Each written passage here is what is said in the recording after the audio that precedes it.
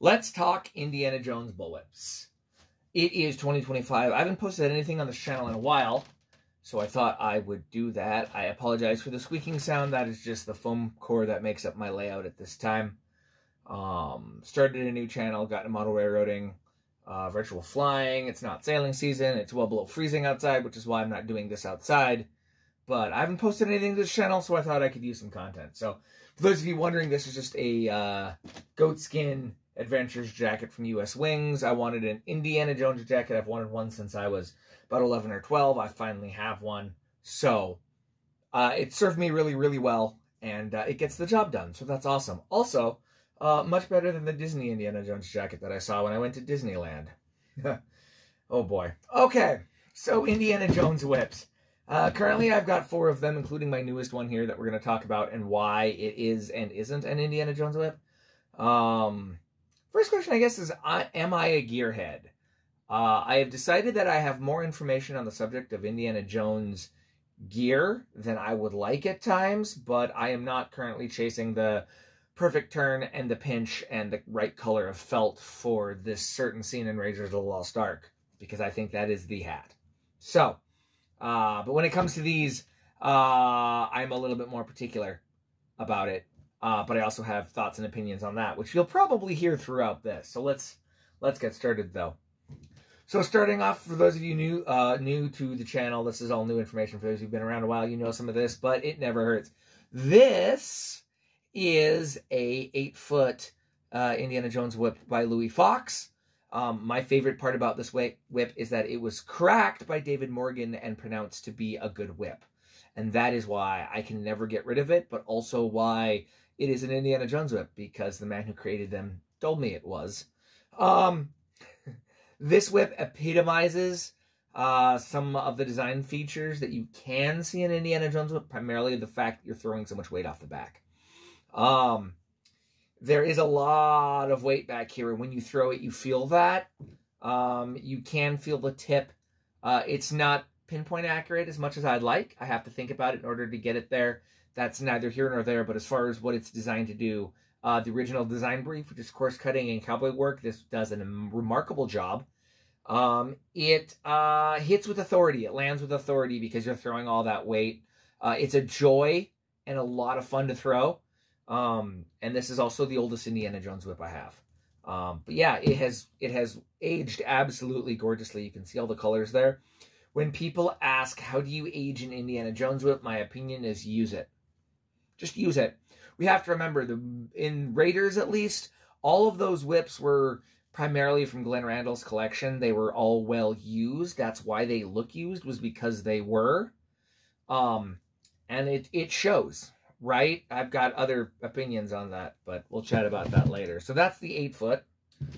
This is my pride and joy. This is a 10-foot 1936 by Midwest Whips. And it is absolutely, this thing's gorgeous.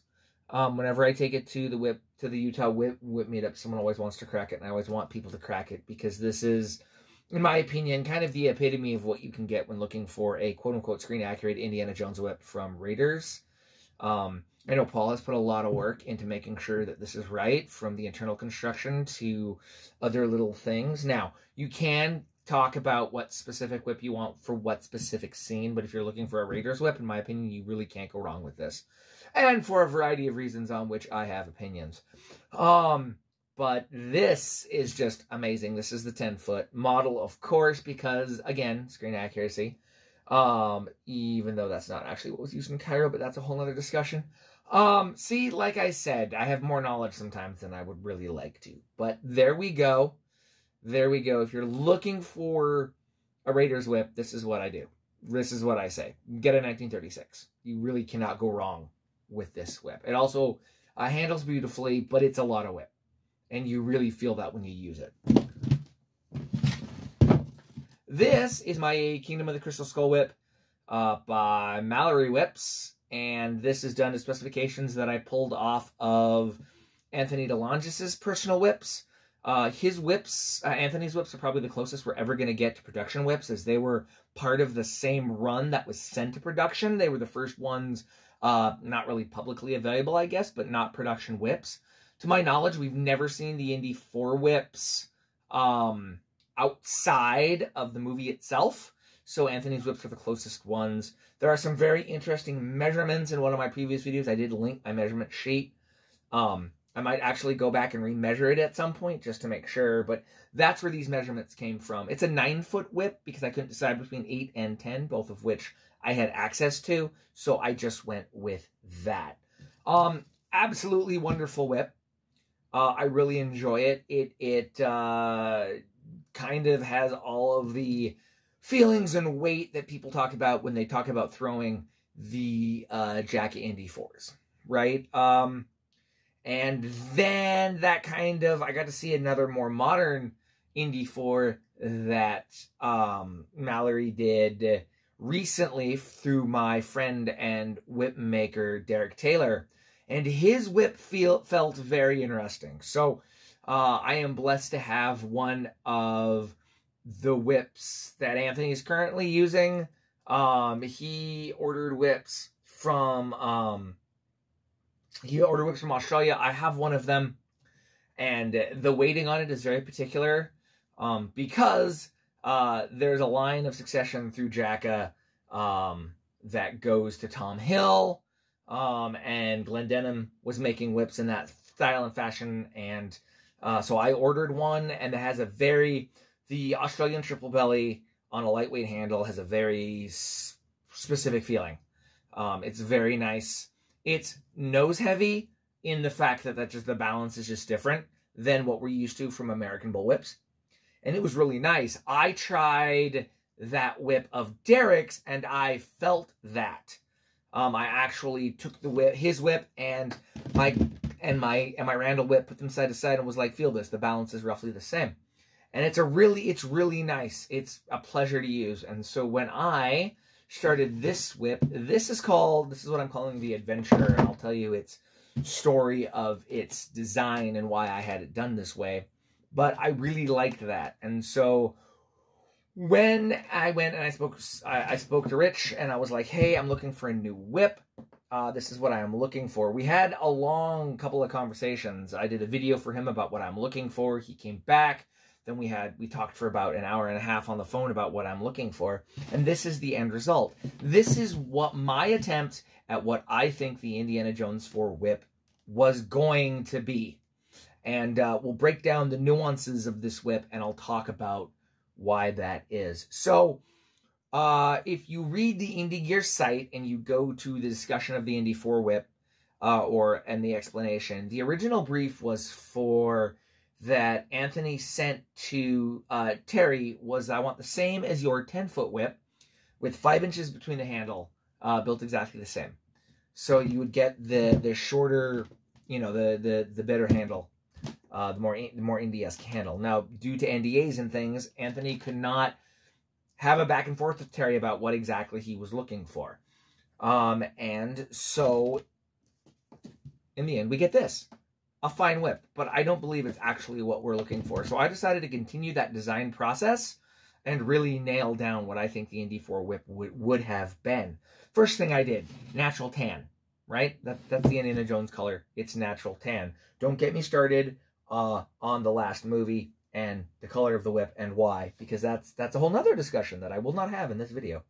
But we went with natural tan. This will age out really beautifully, as you see in some of my other whips.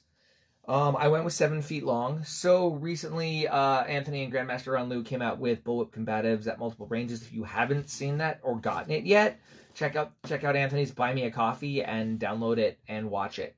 Seriously, there's a lot of really good stuff in there. But a lot of the precepts in there, one of them stuck out with me, and that was, this never stops. Now, in order to do that with a whip, you need to be at a certain length. And the reason, through my interactions with him and just playing around with whips, I've discovered 7 feet is a really good length. It has the speed of a 6, the rolling and the authority of an 8, but it doesn't have the length of an 8. And so 7 foot really, really works to keep a whip moving, especially a short-handled bullwhip like this. And so that you can get rapid, multiple successive strikes. And that's really important. And so I wanted a whip that would do that. Because if I'm out in the bush and I need to do things, I need to be able to do that. And a 7 foot whip will do that for me. Also, I still have enough to wrap a tree branch, swing across it, disarm a gunman at range. I can still do all of those things, but 10 feet of whip is a lot of whip. At some point, I'll do a video talking about the combat precepts and whip length and how all of that works from my perspective, and why I think I kind of hit the gold standard with this one. The handle is a little shorter. It's actually 5 inches from here to here. The handle of Terry's whips varied. I've seen about a ½ inch variation between that, so I wasn't a problem with this. Also, this has a 9-inch spike in it, and then it's artfully crafted for the belly here. Again, trying to go for the precepts of what Anthony likes in his whips for a variety of uses, and that gives me a really nice leverage for rolling loop and getting that done. You know, if you compare this whip, I don't know, to this whip, already, even if we just go off the top of the knot, you can see the difference. Maybe you can see the difference. See the difference in rigidity off of the handle. Now, it should be noted, this whip, this is my Louis Fox, it has broken in beautifully, trained beautifully, if you will, and it has the classic Morgan brake.